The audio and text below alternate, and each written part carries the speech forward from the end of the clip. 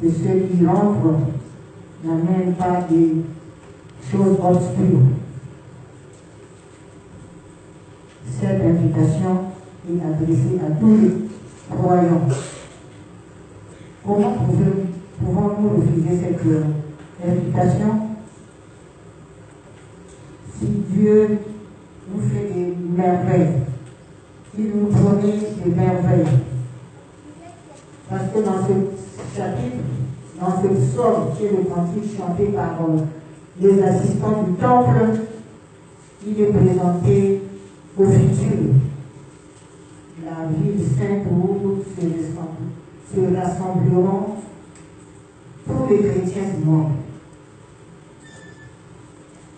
Le monde viendra du part et d'autre pour rentrer dans Jérusalem.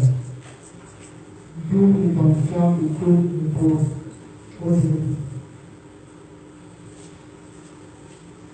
Nous savons que pour notre alliance avec Dieu, nous devons observer les commandements. Nous devons observer ses prescriptions.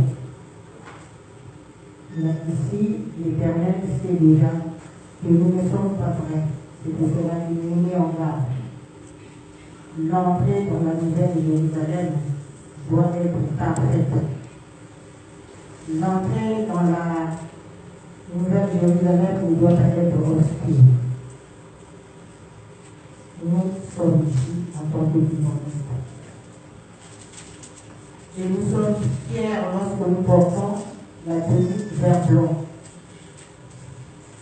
Et chacun selon son groupe se manifeste en disant gentiment, poliment, que la tenue c'est la tenue de la chorale des dirigeants. La tenue c'est celle du gorille. Moi, je joue le premier instrument laissé par Papa Simon Imam. Moi, je suis de la fanfare, je représente la ceinture du papa. Moi, je suis Maman Mouilou et nous avons été revalorisés par Papa Simon Imam. Mais qui aussi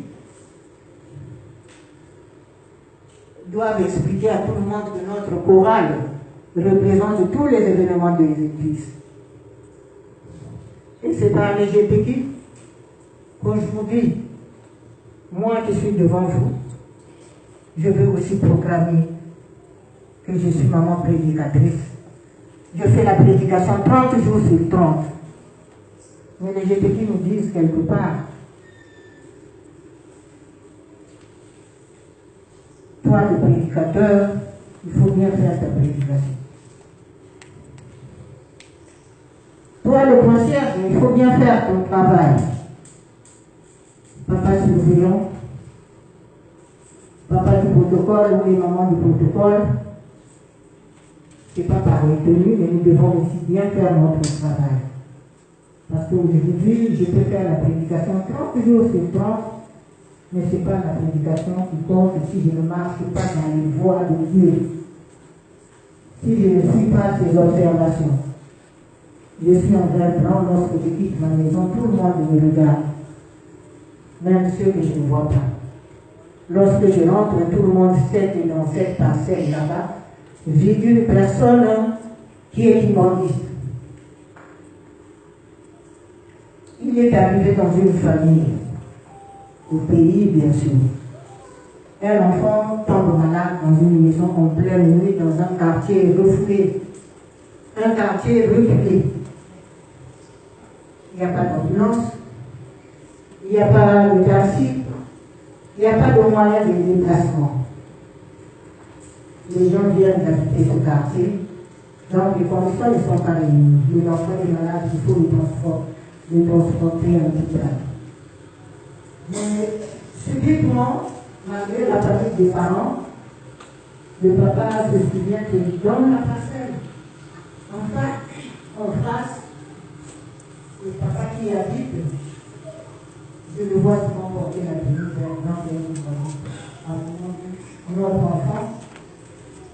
Il va le guérir, il va le sauver. Chère maman, chère papa.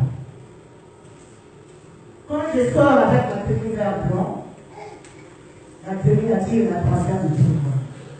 Le papa qui est dans le quartier où l'enfant est malade porte la tenue vert blanc. À 1h tardive, on va toquer devant sa maison.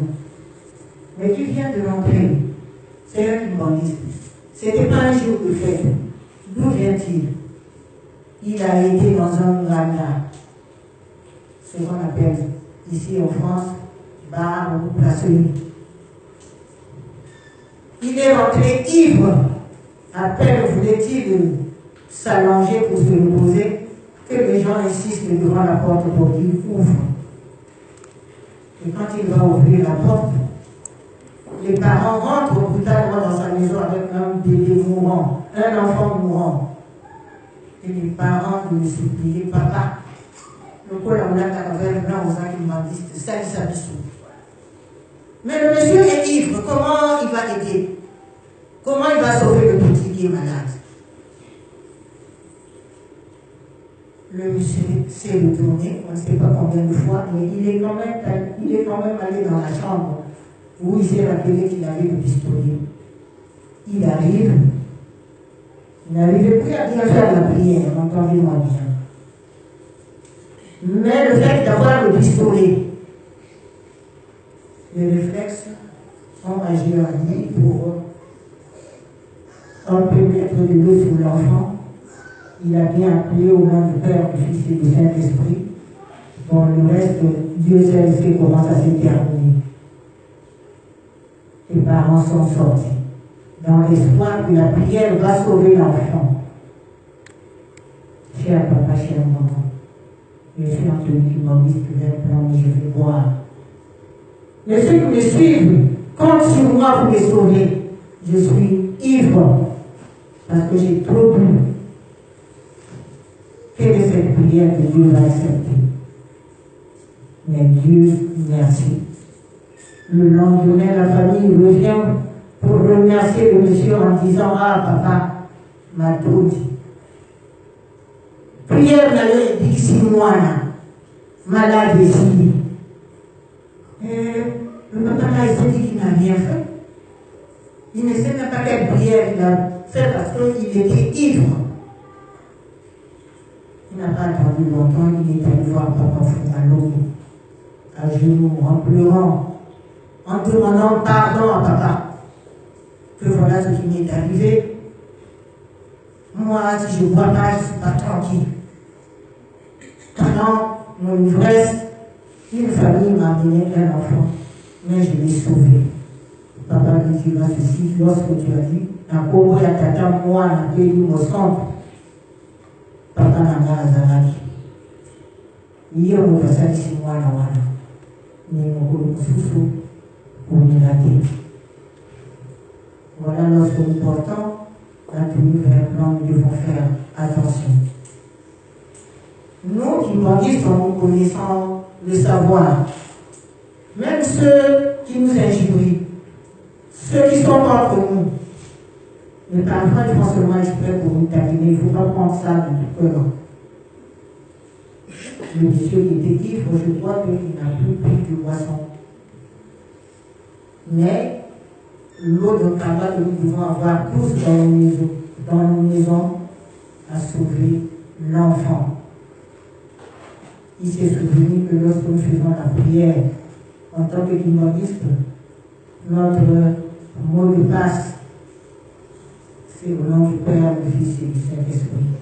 Dès que vous les appelez, ils viennent à l'instant. Nous avons,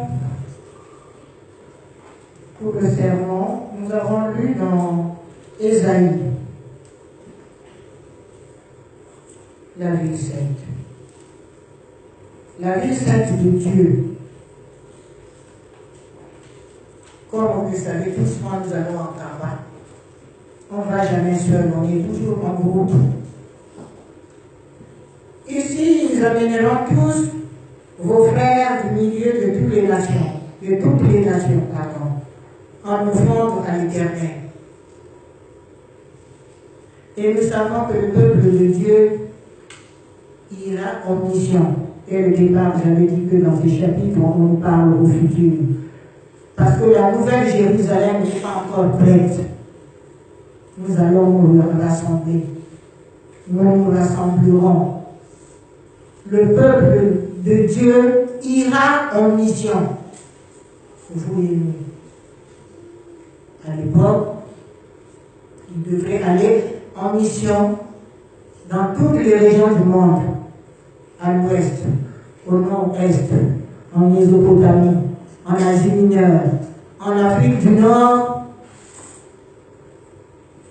et au Moyen-Orient. Puis, il y a aussi la Grèce. Mais nous, qui nous disent que papa nous a toujours dit que nous sommes en France, ce n'est pas un fait de hasard. C'est Dieu qui a voulu que nous soyons ici. Mais comment nous faisons notre mission? Le peuple d'antan, le peuple d'Israël, l'ancienne Jérusalem, se prépare, mais Dieu a envoyé les gens, les chrétiens ou les croyants, en mission. Jérusalem est la ville sainte. C'est là que se retrouve son temple. Lorsque nous allons en Karma, nous avons le temple, nous avons le musée, nous avons le mausolée, nous allons même si le musée est en construction, papa nous a dit qu'il a déjà été ouvert. Spirituellement, nous devons l'accepter. Mais les enfants d'Israël d'antan, qui attendent ce rassemblement, ils connaissent la vie. Ils connaissent la destruction au lieu de la liberté. Ils souffrent parce qu'ils ne marchent pas selon la volonté de Dieu. Parce qu'ils ne respectent pas les prescriptions de l'Éternel notre Dieu. Cela nous arrivera à nous aussi. Papa nous a donné la promesse pour le centenaire de 2021. Mais si nous ne marchons pas dans la voie de Dieu, selon ses observations, il sera difficile pour nous d'y entrer. Comme on a entendu dans le psaume, celui qui est un mauvais homme, qui est de mauvaise foi, ne voulons pas entrer à Jérusalem. Physiquement, nous y entrons, mais spirituellement, pour la plupart, nous y entrons vides et nous ressortons de Karma vides, parce que nous n'acceptons pas de vivre selon les voies de l'Éternel notre Dieu. Nous n'acceptons pas qu'on nous a laissé trois objets. Bolingo, Bideko, Missala. Missala, c'est ce qu'on nous demande actuellement de faire. Missala, c'est ce qu'on nous demande, mais qui demande aussi des moyens. Les moyens de bord pour les avoir, il faut beaucoup travailler. Il faut beaucoup travailler, il faut s'y mettre. Il faut prier. Nous avons des heures de prière. Il faut demander que l'Éternel, notre Dieu, nous aide. C'est-à-dire que lorsqu'on nous transmet un message, lorsque nous lisons la Bible, lorsque la Bible dit en elle-même, nous apporte des bonnes nouvelles, la future vie sainte de Dieu, le musée en construction. On nous demande à cause des gens qui viendront en Karma de construire des maisons. On nous demande de mettre de la volonté, parce qu'il y a un problème de volonté aussi. Quelqu'un peut avoir des moyens, mais s'il est dépourvu de volonté, le travail va être freiné. Donc ne soyons pas parmi ceux qui sont dans le comité de freinage en Karma, qui par leurs moyens obscurs frère du travail. Nous de rentrer dans la ville sainte, la nouvelle Jérusalem, nous demandons de l'observer pour avoir l'amour, pour avoir la volonté, pour obéir à Dieu. Lorsqu'on remonte dans le temps, Salomon et sa population s'unissaient. Ils vivaient unis. Ils s'entendaient. Le début du ministère de Salomon, il y avait l'unité. Les gens travaillaient en commun encore et tout allait bien. Mais ce qui a tout dérouté, c'est lorsque, dans sa débauche, dans sa polygamie, Salomon a entrepris de plusieurs femmes. Chacune d'elles est venue avec son Dieu. Salomon, aimant toutes ses femmes, a épousé ses dieux. C'est pour cela que Dieu s'est fâché contre Salomon, c'est ce qui a entraîné sa ruine. Il ne dit pas, tout allait bien. Il a demandé la sagesse, on lui a donné la richesse. Il avait demandé la richesse, non, il n'a pas demandé de richesse, mais Dieu, par rapport à ce que son père avait fait, Salomon, fils de David, était aimé de Dieu, il a tenu à sa promesse. Nous aussi, nous avons cette promesse. Lorsque l'Église en 1921 s'est entretenue avec Papa Simon,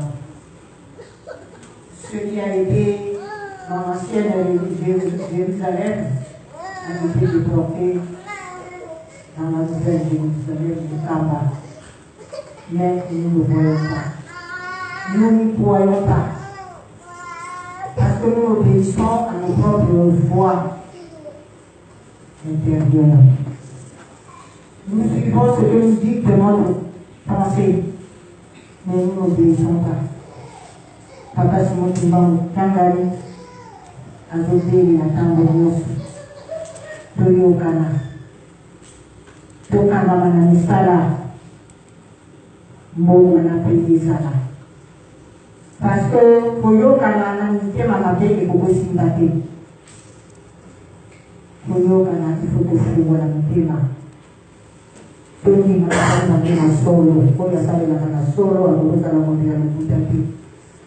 À cause de la invités. Parce qu'il est dit qu'il n'aura pas d'autre Dieu devant ma face. Et voilà, papa, si on demande, quand il y a une copie, ça dit chaud. À la limite, ça va la casse, et si tu as osé la tomate, mon pied aux huiles, il y a un amour. Et si tu as osé ça, mon salaire, mon pied aux huiles, il y a un amour. Le vela ya kana, le vela ya sikana, le kolo ya kolo. Pour que vous ayez la chose matérielle, il y a un kala. Il y a un peu de assister. Parlons du passé et parlons du présent. On reprendra la méthode de prédication de l'ancien temps. C'est donc la passion qui va vous travailler. Mais pour il va s'agir de sa histoire, pour la demander de la papa la histoire. Et quand on se soutient, quand on se soutient, quand on se soutient, Mungu ananizana. C'est que tu sois là. Il n'y a pas de soin. C'est un problème de proximité de vie tout le temps. Mais tout à l'heure, on a quand tu sois les mêmes là. Tu peux sois là. Papa et maman. Mais tu peux là, on a quand tu peux